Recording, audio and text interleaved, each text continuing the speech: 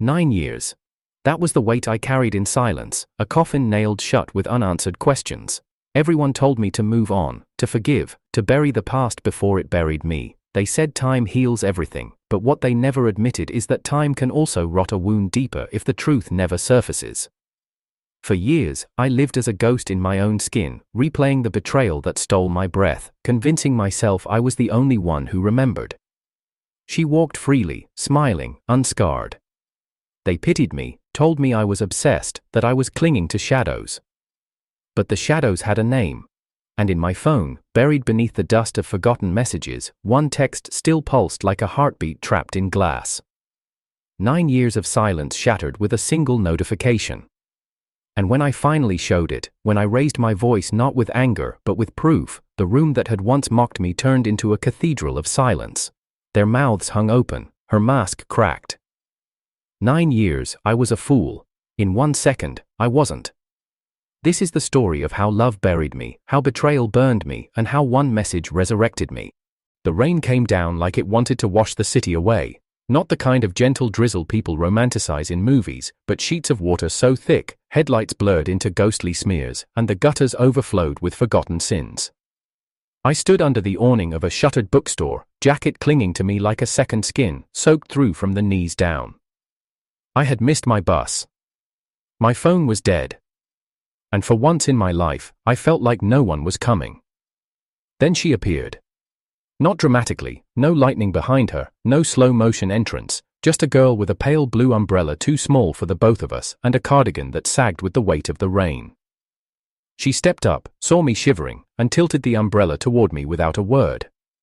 Our eyes met. "Want to walk together?" she asked, as if this was the most natural thing in the world. I hesitated, but nodded. And just like that, we stepped into the storm. Her name was Mira. I wouldn't learn it until much later, but even in that moment, she felt familiar. Like I had seen her before, in dreams I forgot upon waking, in half-written letters I never sent. The umbrella barely covered us. Our shoulders touched with every step, warm skin brushing through damp fabric. She smelled like lavender and something faintly citrus, and it made me want to inhale deeper, just to hold on. Puddles splashed beneath our feet as we wandered with no clear direction, strangers, yet tethered by the illusion of shared shelter. "You don't talk much," she said, her voice soft, lilting. The kind of voice meant for lullabies or late-night secrets. "I talk when I have something worth saying," I replied, only half joking. She laughed then, a short, breathy thing that felt more like a tremble. "Then this must be worth it." A silence followed. Not the awkward kind, but the type that asks you to listen to the world instead. The sound of tires slicing through puddles. Of distant thunder cracking the sky open. Of my own heart beating louder than I wanted it to. The city faded around us, neon lights flickered in storefront windows, painting her face in glimmers of pink and gold. She looked like someone trying not to cry, but too proud to admit it. And I wanted to ask what haunted her, but I didn't. Not then. Instead, I said, "This street goes nowhere." She tilted her head. "That's okay, so do most of my decisions." We laughed. It felt like an admission. We stopped beneath a flickering street lamp, where the umbrella cast a round shadow around us like a dome of borrowed privacy. Her cardigan had soaked through, clinging to her arms. I offered my jacket. She refused it with a polite smile, but her eyes lingered a second too long. "I'm Mira," she finally said. I didn't respond right away. I was too caught up in the moment, her damp lashes, the way her lips curved like they were still holding a secret, but I snapped out of it. "Eli." "Eli," she repeated, like she was testing the shape of it on her tongue. "Nice to meet you in the middle of nowhere, Eli." We found an open diner glowing at the corner, one of those 24-hour places with bad coffee and cracked booths. We ordered hot chocolate. She liked hers with extra whipped cream and a cinnamon stick. I watched her swirl it slowly, as if hesitant to take the first sip. I, meanwhile, stared out the window as the rain made rivers down the glass. "Why were you out in this?" I asked. She paused. "Sometimes storms make it easier to hide." That answer lived inside me for years. Even now, I don't know what she was hiding from, or who. But it made sense in a way logic never could. When we stood to leave, I asked if I could walk her home. She declined. I'm not going home, she said, tying her cardigan tighter. She wrote her number on a napkin with the server's pen. I watched her press it down against the table to keep the ink from bleeding. Still, the rain had soaked into the fibers by the time she handed it to me. Her fingers brushed mine. It felt like a spark in a storm that already had too much lightning. Call me tomorrow, she said, already backing away. But only if you're not bored. I grinned. I'm a man soaked in silence. I might be the most boring person you'll ever meet. She smiled. Not the kind you forget, the kind that breaks through you, finds the part of you still unguarded, and lingers there. Then I'll call you. She disappeared into the dark, her umbrella bobbing like a soft blue ghost among the puddles. I stood there long after, holding the napkin like it was scripture. I didn't fold it once, I folded it 4 times. Once for her name, once for her laughter, once for the warmth she shared, and once for the strange ache she left behind. I didn't call her the next day. I didn't call her for 3 days. Not because I wasn't thinking about her, but because I was afraid I had dreamed it. That she wasn't real. That the rain, the laughter, the napkin, it had all been a fever dream from a life too used to loneliness. When I finally unfolded the napkin, the ink had bled. The numbers were still legible, barely, but the edges of the paper had warped like the moment was fighting to stay alive. I remember staring at the number for minutes, fingers hovering, breath caught between memory and hesitation. But I called, and she answered. Her voice was the same, whisper soft, like she'd been waiting. Eli, she said. That was all it took, one word, and I knew I was already too far in. But if I had known what that moment would cost me, if I had known that this rain-soaked memory would one day become the prologue to my undoing, would I still have taken that step? Would I still have folded that napkin? Maybe. Maybe some stories don't care how they end. Because sometimes, we chase the storm, just to feel something real. And sometimes, it chases back. There's something dangerous about quiet happiness, the kind that slips into your bones so slowly, you don't notice when it starts to rot. In the beginning, we were everything. She called me every morning, before my alarm, just to hear my voice before the world could bruise her. Good morning, sleepy poet, she'd whisper, always with a little smile in her tone. She called me that because I used to write her letters. Not texts, real ink, folded paper, sealed with the kind of hope that doesn't know it can be broken. She painted my life in color I didn't know I was missing. My grays became sunrise pinks, my silences filled with the melody of her laugh. I gave her poems, playlists, little surprises wrapped in brown paper and tied with string. She gave me her time, until she didn't. But in those early days, we lived in a world of firsts. First road trip, she sang every song off key, and I told her it was perfect. First fight, over something stupid, like which cafe had the best matcha. We laughed halfway through arguing. First time she cried in front of me, her head on my chest, trembling over a movie scene. I held her like the world might end if I let go. Maybe it did, maybe I just didn't see the cracks forming beneath our feet. Love has a way of making you forget where you end and someone else begins. I stopped calling friends. I stopped writing for myself. Everything I was became a reflection of her. If she liked classical music, I learned composers. If she hated the cold, I carried an extra scarf. If she wanted space, I gave it, even when it tore something open inside me. There was this night, still seared into my memory like a fever dream. We lay on the floor of my apartment, surrounded by glow-in-the-dark stars I'd stuck to the ceiling just to make her smile. She traced constellations with her fingers, naming them after fake stories we made up. That one, she said, pointing to a crooked line. That's the constellation of almosts. Almosts? Yeah, she grinned. Where people almost loved the right person at the wrong time. I laughed with her, not knowing I would one day live in that constellation. She had this habit of pulling away at strange moments.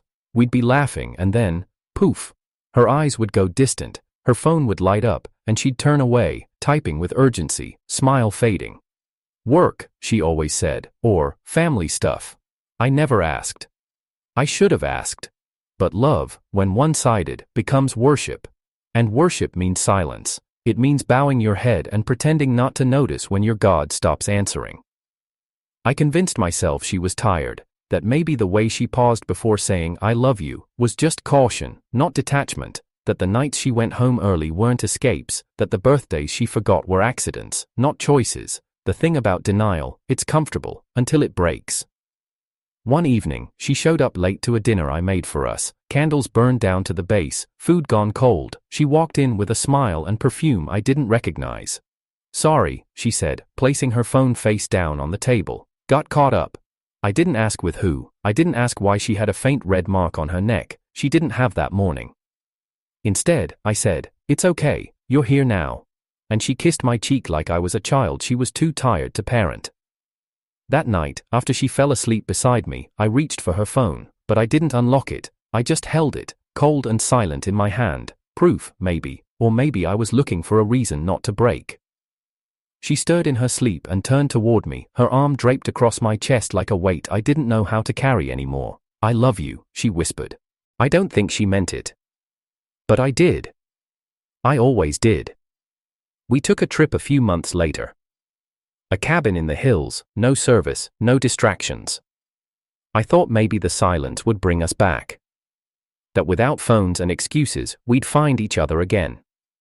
The first day, we laughed like we used to, cooked badly, burnt pancakes, danced barefoot in the kitchen.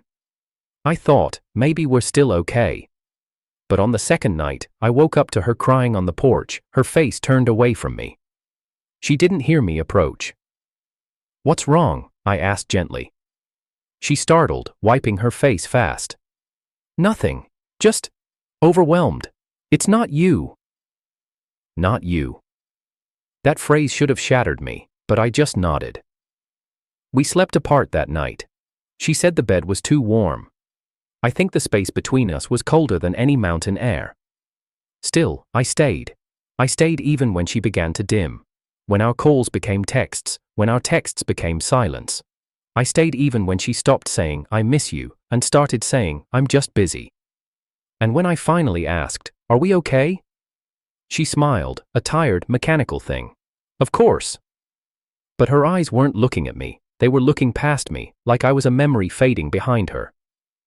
I should have left. I should have pulled back, asked harder questions, and demanded honesty. But instead, I loved harder.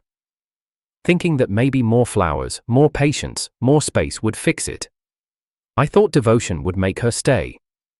I didn't realize it gave her the freedom to betray. Because the more I gave, the more she drifted, and when someone knows you'll stay no matter what, they stop trying to earn you. Looking back now, I wonder if she ever truly loved me, or if she just loved being adored. But in those moments, those fragile, flickering years, I loved her so much, I forgot to love myself. And that, I think, was the beginning of the end. Because when you forget your own name for someone else's comfort, you don't realize when they stop calling it. Truth didn't arrive like a thief in the night, it paraded in, uninvited, dressed in perfume I didn't recognize, and a smile that once belonged to me. It was a Saturday evening, the sky bruised purple with dusk as I stepped into the rooftop lounge of Ezra's engagement party. The city buzzed beneath us, fairy lights strung like false constellations above clinking glasses and curated laughter. I came alone, though half the faces expected Mira at my side. I told them she was busy, knowing even then that busy had started to mean absent. Still, some part of me hoped. That hopeless, masochistic part that still clung to the girl who once danced with me in the kitchen at 2 a.m. for no reason. She arrived an hour late. And not alone. The moment her silhouette emerged from the elevator, I knew. Her laugh reached me before her eyes did, high and light, the kind that's rehearsed but convincing.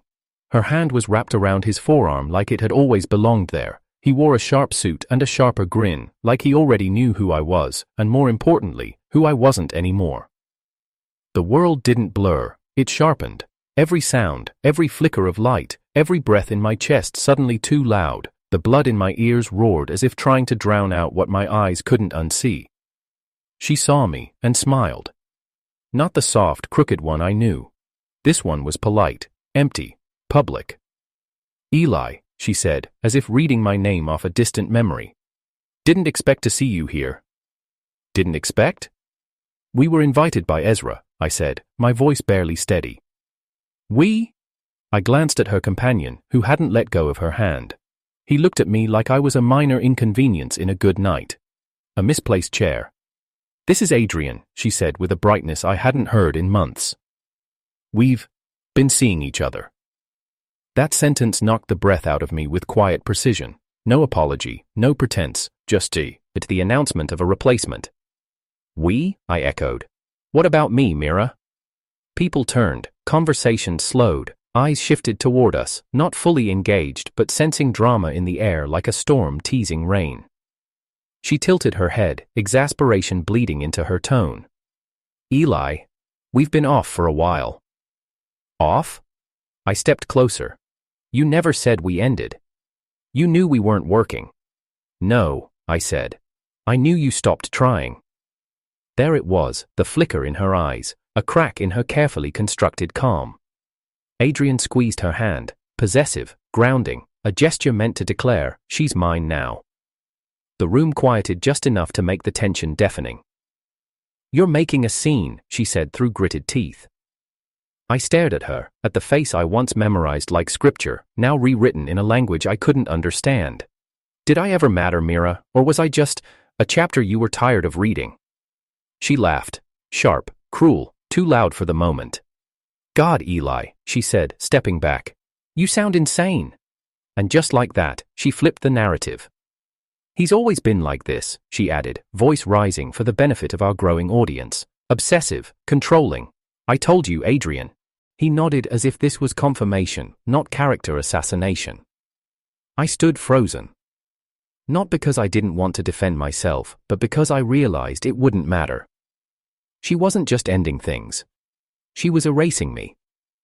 My silence stretched, and in that space, people began to choose sides, and not one of them chose mine. She shook her head with faux sympathy. "You need help, Eli. This delusion, it's not healthy." And then, to the room. "I'm sorry, everyone. He gets like this sometimes. I didn't mean for this to happen here." It hit me like cold water. She wasn't just moving on. She was making me the villain. Every second I stood there, mute and trembling, I felt it. The collective shift in perception, pitying glances, awkward shuffles, people looking away, pretending not to have seen anything, but they had, and in their minds, the story was already written. I was the bitter ex, the unstable one, the man who couldn't accept the end.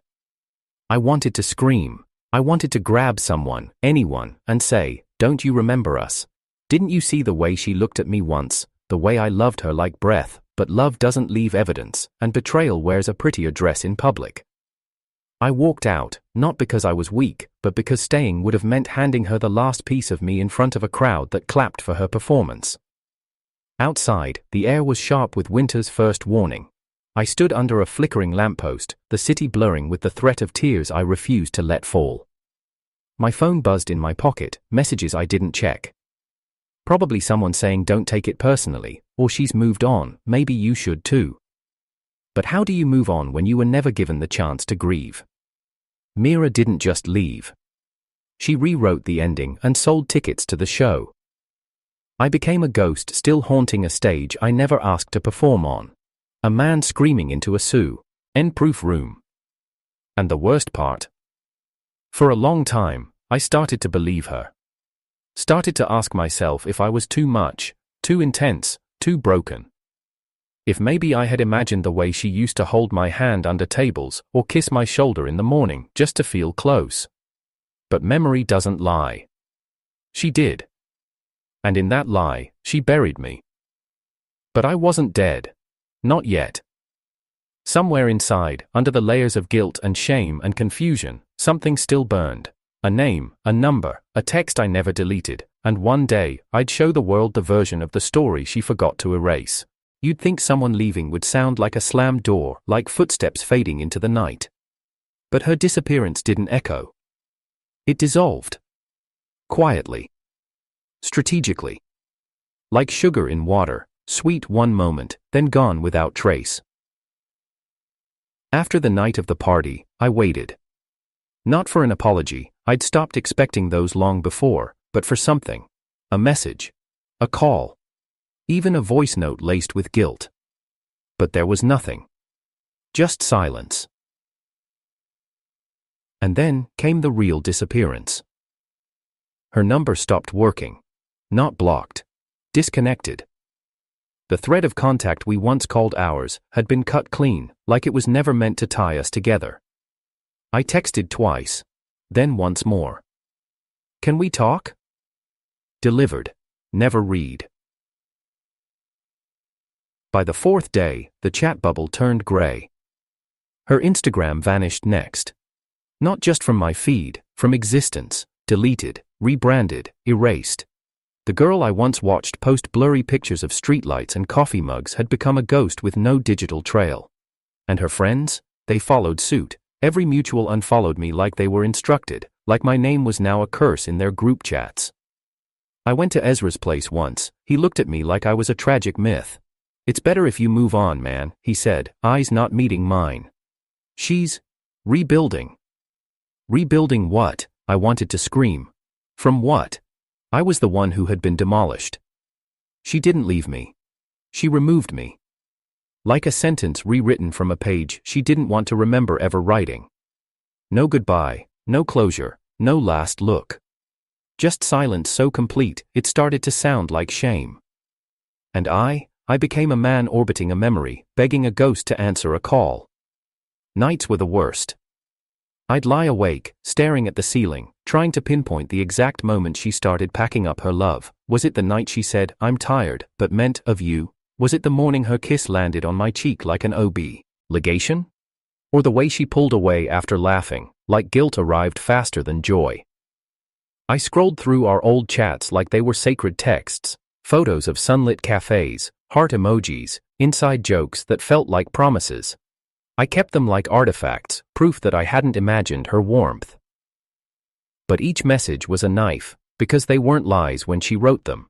That's what hurt most. She meant it. Until she didn't. The world kept spinning, mine didn't.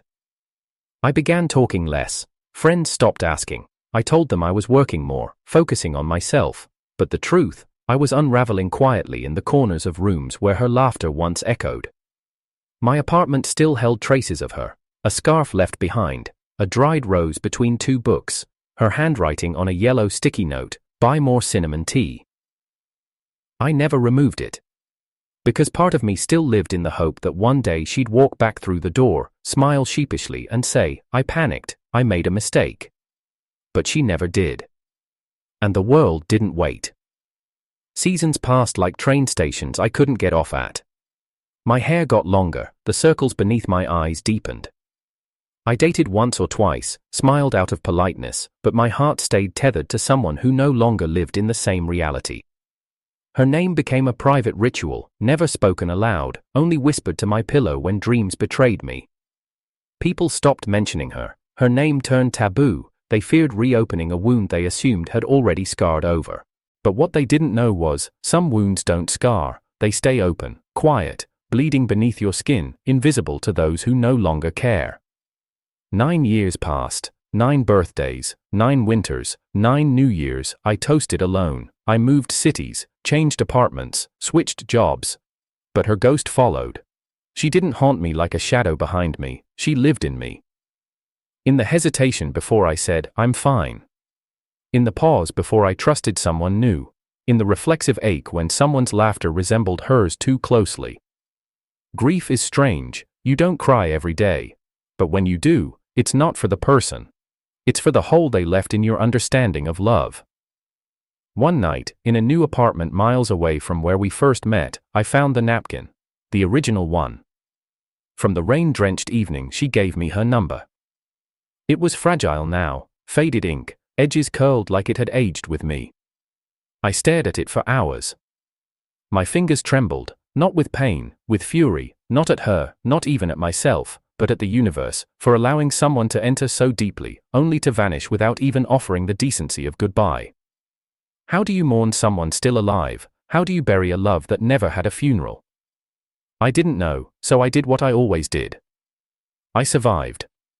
With her name pressed behind my teeth like a secret.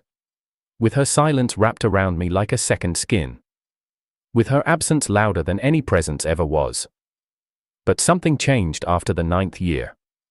Maybe it was the realization that silence, too, becomes a habit. Or maybe it was the day I stopped flinching at her name. I no longer wanted her back. But I still wanted answers. And buried in an old phone, between dead apps and ghosted numbers, I found it. A message. One I had never read. One that had slipped through the cracks of time, unopened and forgotten, until now. My thumb hovered over it. My breath was held hostage, and at that moment, I didn't care what it said. I just knew, everything after this would change. Grief is not always loud, sometimes it whispers in voices that don't belong to you. Let it go. She's happy now. You're still not over that? Man, it's been years, you're embarrassing yourself. The voices came in waves, sometimes from well-meaning friends, sometimes from relatives who meant less well, and other times from complete strangers parroting the version of the story Mira had carefully left behind. They said I was the one who couldn't move on, that I was bitter, that I was clinging to a love story that only ever existed in my head. And for a while, I started to believe them. Because when enough people say you're broken, you stop checking the mirror, you just assume they're right. I began rewriting my own memories, toning down her warmth in my mind, dulling the glow of our nights, second-guessing every laugh we shared. I'd hold a memory up to the light and ask myself, was she ever really there? Or was it just me imagining someone beside me? One night, over dinner, my cousin leaned in and said gently, "You have to stop talking about her, Eli. She's not the one stuck anymore, you are."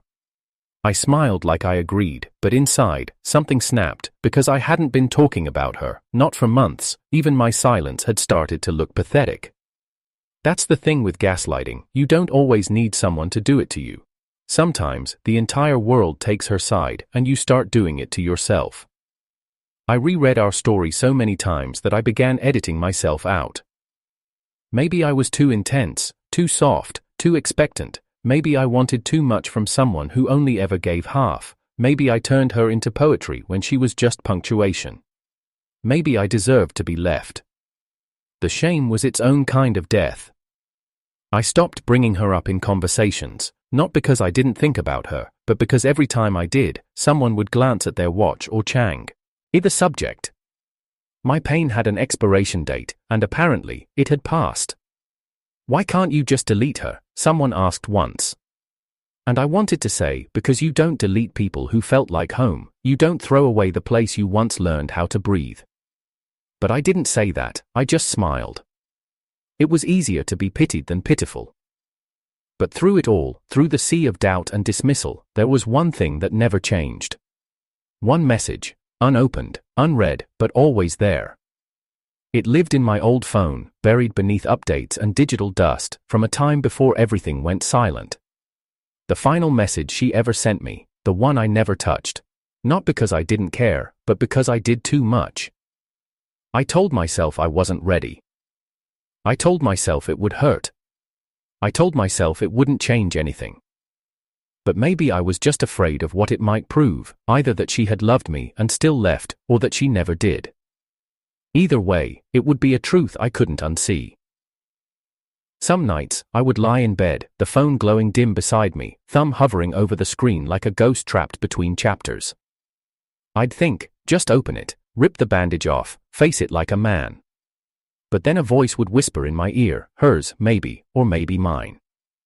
What if it says she loved you the whole time? What if it's an apology, a confession, and you read it too late? Because then, it would be my fault I lost her. And that was worse than anything else. So I kept it there. A ticking ache in my pocket. Unread. Untouched. Proof of something real, so long as it stayed sealed. But the world didn't stop grinding me down. One afternoon, I ran into someone from Mira's old friend group, the kind who always smiled with too many teeth. They leaned in and whispered, "She told us everything you know, what you put her through, we supported her when you couldn't." I stared at them, stunned. Me? The man who carried her silence like a cross? I opened my mouth, but no words came, because that's the cruel part. She wrote the story. I just starred in the version that made her look brave. I left the cafe without finishing my drink. My hands trembled the whole way home. I felt like I was choking on air. That night, I opened my desk drawer. I took out the napkin from our first meeting, the one with her number in half-faded ink. It had yellowed, the edges were frayed, but I hadn't thrown it away, couldn't, because that napkin was the beginning. And now, maybe, the message was the end. I picked up my old phone. The screen was cracked, the battery barely held charge, but there it was. Mira, last seen 9 years ago. Unread message. My heart slammed against my ribs. I tapped. The message opened, and I read. One line, 13 words, each one a knife. I never loved him, it was always you, but I couldn't choose you. I read it again, and then I laughed, a quiet, bitter laugh that collapsed into something between a sob and a sigh. Because in that moment, the world tilted. Everyone had told me I imagined it, that I created the love in my head. But she had said it. It was always you. And she still left. She hadn't erased me because I was wrong. She erased me because I was right. She loved me, and she betrayed me anyway. All this time, I had been grieving the wrong thing.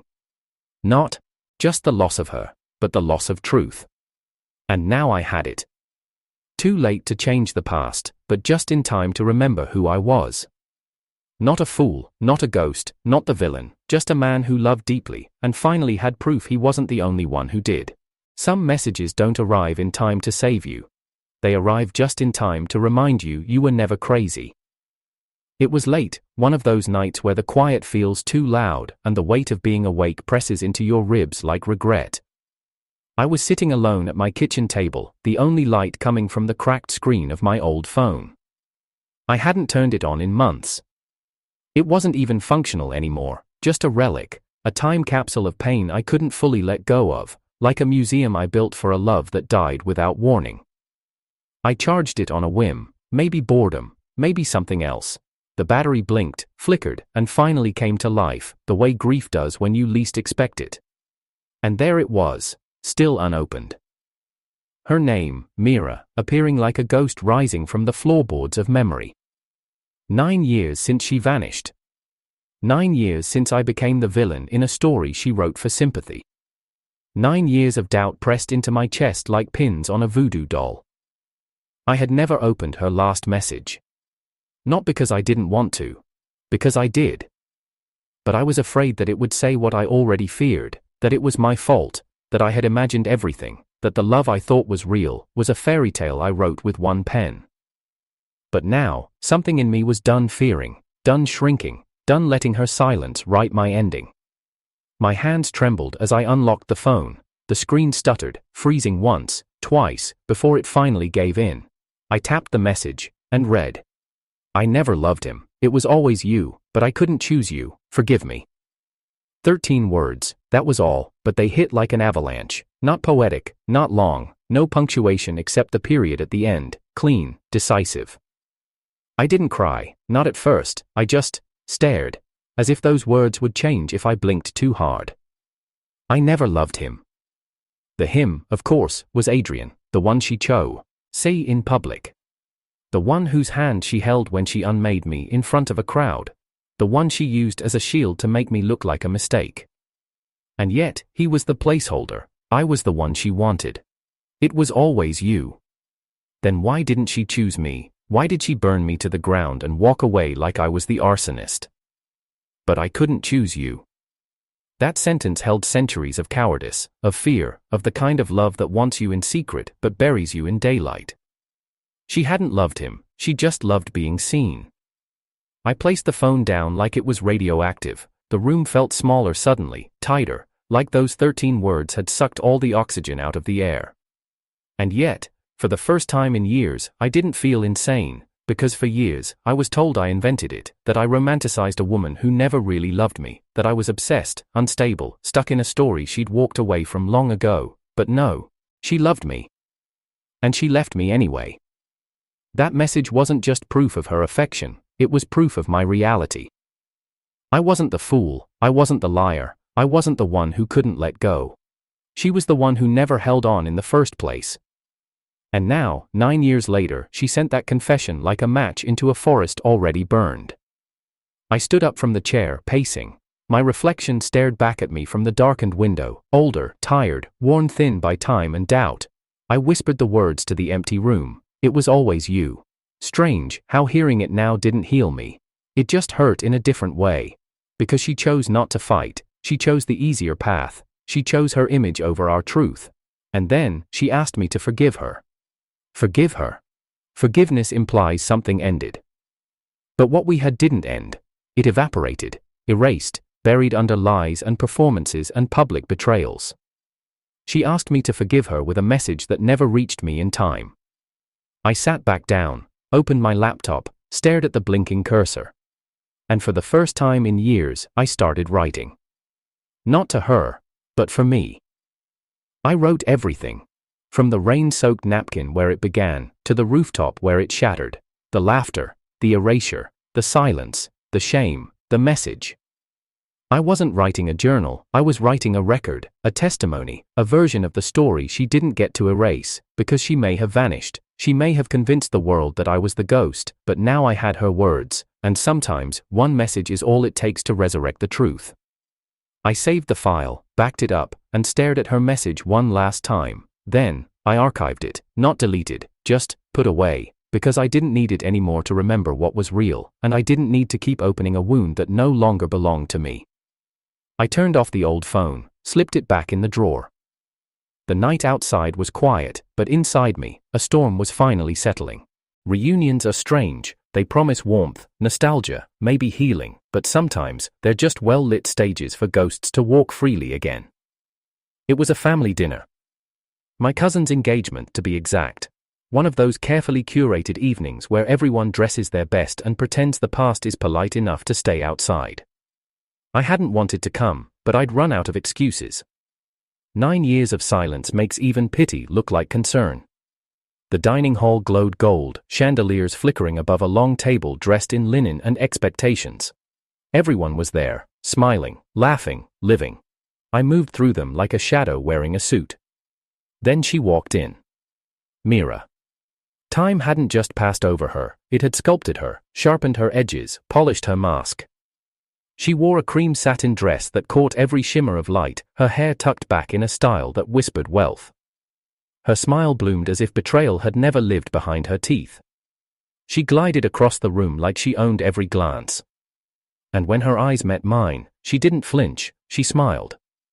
The kind of smile people practice in mirrors, refined, elegant, hollow. The room slowed, or maybe I did.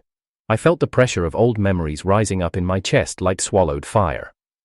Beside her stood Adrian. Still smug, still polished, still unaware he was holding hands with someone who'd once told me, "It was always you." I clenched my jaw. She approached our end of the table, her steps light, rehearsed. My aunt greeted her with affection, and my uncle rose to pull out a chair for her, like nothing ever happened. Like she hadn't made me a stranger in my own story. She sat down across from me, no hesitation, no apology, just distance measured by linen and years. She didn't speak to me, but she didn't have to. The silence screamed. We ate.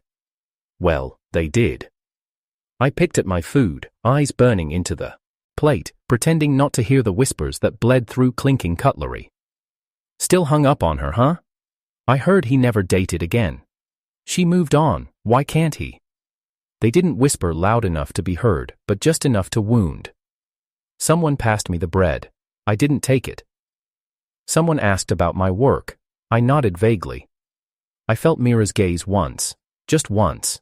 Quick, calculated, gone too fast to catch, but enough to confirm. She knew. She knew what she did to me. She knew what she took. And still, she smiled like history had been edited in her favor. It was my cousin, Michael, who finally shattered the performance. He raised his glass. To love that finds you at the right time. Everyone clinked glasses. And then he added lightly, and to letting go of what's already gone. They laughed, casual, unaware that each chuckle was a dagger lodged deeper into my spine. And then came the final blow. My father. He turned to me, voice gentle, exhausted. "Eli," he said, "maybe it's time." I blinked. "Time to move on," he continued. "You've been holding on to something that maybe wasn't yours to begin with." I looked around the table. Everyone avoided my eyes, even the ones who used to believe me, even the ones who once called what she did wrong. Now, they just wanted peace, closure, a clean tablecloth with no stains from a past they'd grown tired of. And in that moment, I realized, they didn't care about truth, they just wanted me to be silent. To stop reminding them of the cracks under their perfect chandelier. I took a slow breath, then pulled out my phone. I hadn't planned it. I didn't walk in ready for a war. But something in me, something long dormant and furious, rose to the surface. I tapped, opened the archive, scrolled to her name, and turned the screen toward the table. Her message, in black and white, 13 words that made 9 years collapse into one. I never loved him, it was always you, but I couldn't choose you. Mira froze, her fork hovered mid-air. Adrian frowned, the room fell silent. One by one, heads turned to the glowing screen, some squinted, others gasped. And Mira, she didn't speak, not immediately. Because how do you lie when your truth is staring back at you in your own words? My father read it aloud, and his voice cracked on the word forgive. I didn't blink, didn't look away. I stared straight at her. She opened her mouth, closed it. Eli, she began. But I stood up. No, I said, voice level. You don't get to rewrite this anymore. The table remained frozen. Even the chandeliers seemed to stop flickering. You told them I was obsessed, I said quietly. You told them I imagined it, that I chased something that was never real. She looked down. But it was real, I said. You just didn't have the courage to choose it. Adrian stood, scoffing. What kind of man keeps a message for 9 years? I turned to him. The kind who was never given closure. He opened his mouth, but my aunt cut in. She whispered, we didn't know. And that's when I saw it, not guilt, not sorrow. Fear, in Mira's eyes, not of me, but of the truth. Because in this moment, the version she sold so carefully, so publicly, was unraveling thread by thread in front of every person who once believed her. I slipped my phone back into my pocket. And for the first time in nearly a decade, I felt Victor not healed, not whole, but no longer haunted. I stepped back from the table. Enjoy the dinner, I said. No one moved. Mira didn't follow. I left the hall with no applause. But outside, the sky had started to rain, soft, cleansing, and I didn't run from it this time. The truth doesn't always roar, sometimes it lands like a feather on a battlefield, soft, almost silent, and still manages to stop the war. I placed the phone on the table, face up, screen glowing, no theatrics, no raised voice, just a single message, framed in digital light, waiting to be read. I never loved him, it was always you, but I couldn't choose you. Her words, not mine, sent 9 years ago, unread until now, but still, somehow, right on time. At first, no one moved, forks paused mid-air, wine glasses tilted, conversations halted, as if the room had lost its breath. And Mira, she froze, not in confusion, but recognition. The kind that confirms guilt. She blinked once, twice, then looked away, too quickly. It was all there, the twitch in her jaw, the sudden tightening of her throat, the tremble behind perfectly applied mascara. She knew. She knew the truth had finally found a voice, and worse, it wasn't hers anymore. Adrian leaned over the table first, brows furrowed as he read the message. Twice. When he looked up, his mouth opened slightly, but no sound came out. Because what could he say? She'd built him up for years as the one she chose, the one she wanted, the savior who rescued her from a so-called toxic, obsessive past. But now he was just a footnote in her regret. Mira reached for the phone, not with anger, but with desperation. Like maybe if she turned it off fast enough, none of this would exist. But I slid it away from her fingers, and looked her in the eye. Her mask cracked there, right in front of everyone, the painted calm, the artificial grace, the curated perfection, gone. A beat of silence passed, then another, and then, my father spoke. He leaned forward, his voice low, almost disbelieving. This is real? I didn't say anything, I didn't have to. The screen answered for me. Mira cleared her throat. It was complicated. That's all she could manage. Complicated. As if a decade of silence could be tucked under that one word like a bedsheet hiding bloodstains. Michael, my cousin, looked down at his plate. My aunt stared at Mira like she didn't recognize her anymore. And Adrian? He leaned back in his chair, jaw tight, gaze suddenly cold. For the first time in 9 years, they weren't looking at me. They were looking at her, not with admiration, not with loyalty, but with suspicion. And in their eyes, a quiet question bloomed. What else have you lied about? She opened her mouth again, but this time, no one leaned in to listen. Because when truth enters a room, it doesn't need permission, it just takes up space. I didn't mean to hurt anyone, she said softly, the edges of her voice fraying. But you did, my father replied. You hurt him. He wasn't angry, just tired, like a man mourning the years he spent doubting his own son. I sat there, not triumphant, not vindicated, just still. Because that's what the truth does when it finally lands. It doesn't scream. It just settles. Mira looked at me, eyes glassy now. Why now? She whispered. Why show them now? My answer came quietly, so quietly that only she could hear. Because I needed to remember I wasn't insane. She flinched. That was the wound she couldn't stitch closed, not the betrayal, but the fact that I had believed it was me all these years. I stood slowly, sliding the phone back into my coat pocket.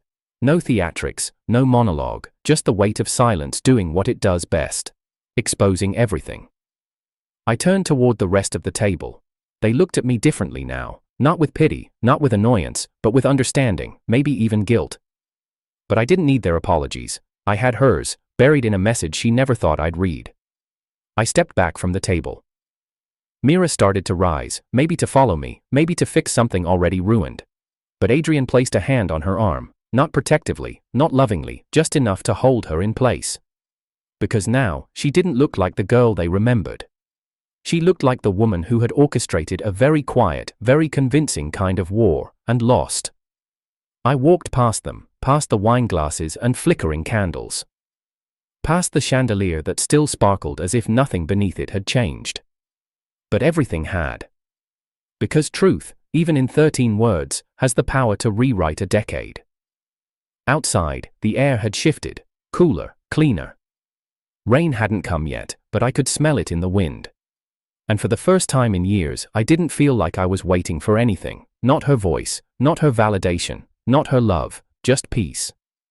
I glanced back once, through the glass doors, at the table where she still sat, still frozen, still exposed, and I realized, the silence she gave me for 9 years, I was finally returning it.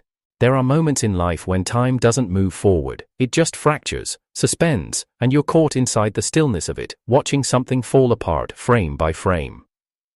That's what it felt like, standing there in that gilded dining room, the air thick with shame and disbelief, as Mira, the woman who once mastered every room she entered, began to unravel. She opened her mouth, but no sound came out. Her lips trembled, shaped around syllables she couldn't finish, and when she finally found the courage to speak, her voice cracked. I didn't mean, she swallowed, for it to become this. But this wasn't a moment. This was a lifetime. 9 years of silence, 9 years of me being the story's villain and her being its survivor, and now, with a single message, the script had flipped. Adrian sat beside her, his expression unreadable. He wasn't holding her hand anymore. He wasn't even looking at her. He stared straight ahead like a man who had just realized he'd spent years being someone's costume.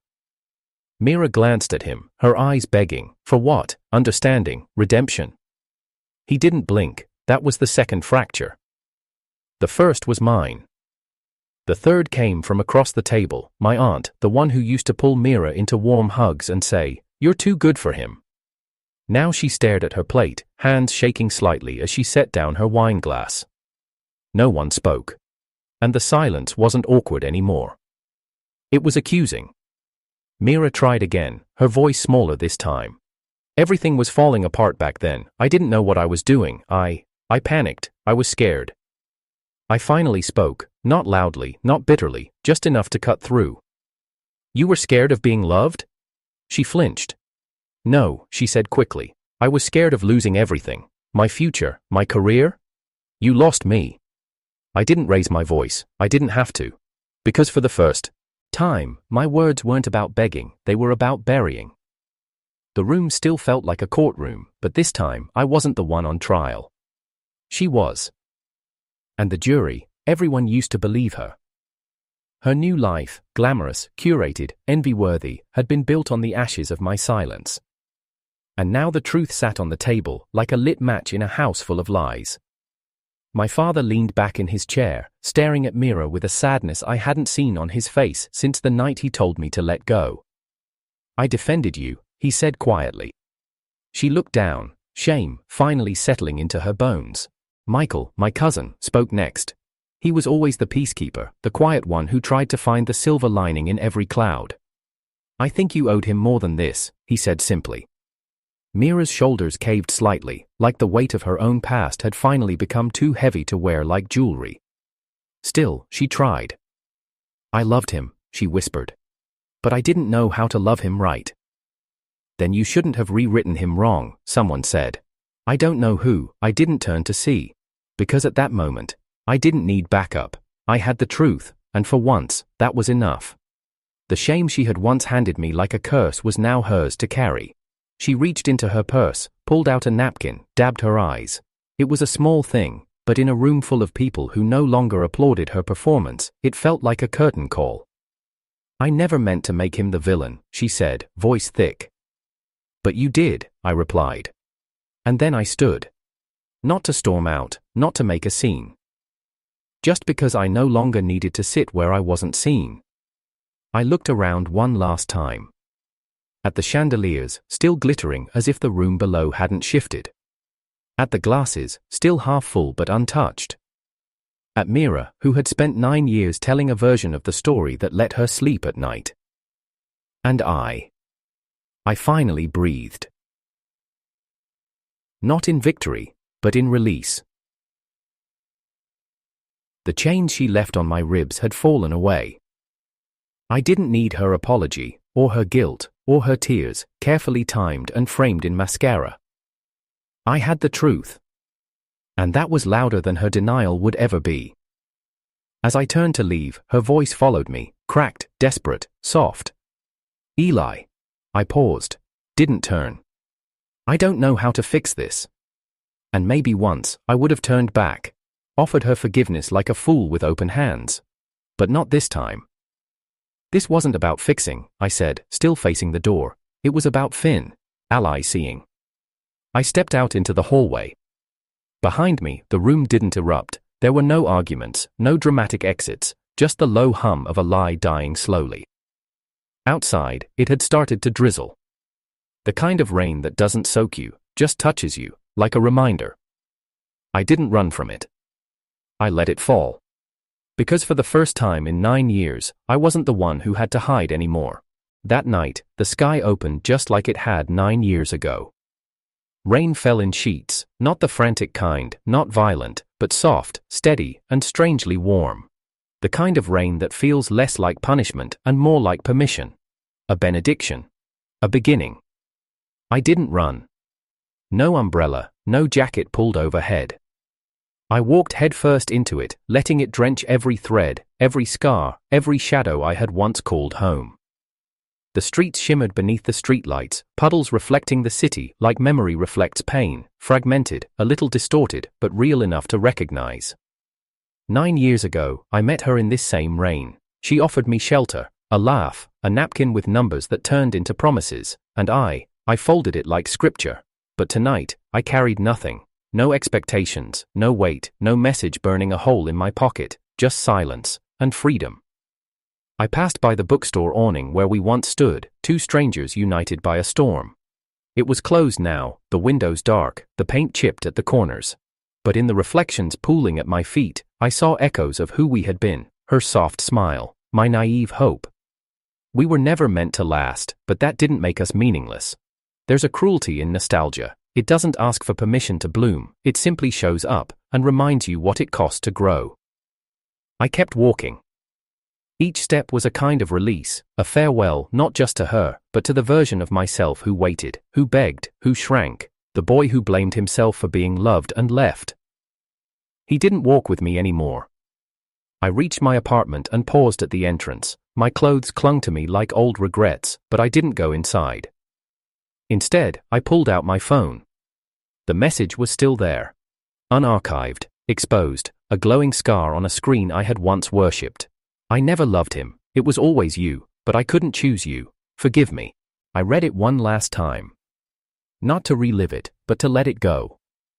Those words had once felt like a life raft, proof that I hadn't been mad, proof that I mattered, that what we had was real, but now they felt like a closed door. Because truth is a beautiful thing, but once it's spoken, it doesn't owe you anything. I stared at the message, my thumb hovered, and then I pressed delete. No drama, no hesitation, no backup saved, just in case. Because I didn't need it anymore. I had me. And for the first time in almost a decade, that was enough. I walked up the stairs, each creaking step echoing like punctuation marks on the final page of a story I had lived too long inside. When I reached my floor, I looked back one last time, not because I was afraid I'd forget, but because I knew I finally could. Inside, I lit a candle, not for mourning, for memory. A soft flicker on the windowsill, the wax melting slow as the rain tapped its gentle rhythm outside. I sat on the edge of my bed, the same one I used to lie in, staring at the ceiling, begging for closure she'd never given. But closure doesn't come from the one who broke you. It comes from the moment you realize you survived anyway. I thought of her smile, the one from before the betrayal, the one that had once made me believe in magic. And I wished her peace. Not because she deserved it, but because I did. Forgiveness isn't about absolving the other person, it's about removing their grip from your throat. And I could breathe again. Somewhere in the city, she still existed, in her perfectly curated life, in the eyes of those who never questioned her story. But now, they knew, and more importantly, so did I. She hid her truth for 9 years. I spoke mine in one night, and the difference? She had to live with hers. I let mine go. Outside, the candle's flame flickered in the reflection of the rain-soaked glass. The city glowed in soft amber and fog, and I leaned back, eyes closed, not searching for sleep, but embracing it. For the first time in years, there were no ghosts waiting in the dark, no memories clawing at the walls, just quiet, and a heart, still healing, but finally whole.